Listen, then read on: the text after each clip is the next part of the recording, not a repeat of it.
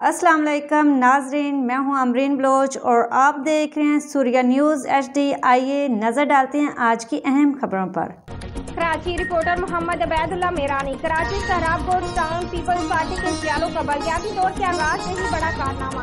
Party کے نظم و ضبط کے خلاف اپنے ہی امیدواران کو شکست دے ڈالی۔ کراچی میں PS 99 سہراب گوڈز ٹاؤن UC 4 پاکستان پیپلز پارٹی کے رابطہ آفس میں پیپلز پارٹی کے رہنما گل ملک، عزیز اللہ دہانی، صابر لاسی نے پریس کانفرنس کرتے ہوئے کہا کہ سہراب گوڈز ٹاؤن UC 4 سے کامیاب پاکستان پیپلز پارٹی کے چیئرمین امیدوار گل حسن وقتی اور وائس چیئرمین نورزمان برفت کا اپنے بلدیاتی دور کے آغاز میں ہی بڑا کارنامہ۔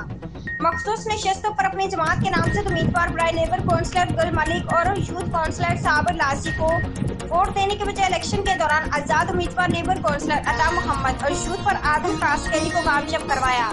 انہوں نے مزید کہا کہ پاکستان پیپلز پارٹی کے ٹکٹ پر منتخب چیئرمین UC 4 گل حسن وقتی اور وائس چیئرمین نورزمان برفت نے اپنی رقم لے کر آزاد امیدواروں کو ووٹ دے کر کامیاب کروایا ہے۔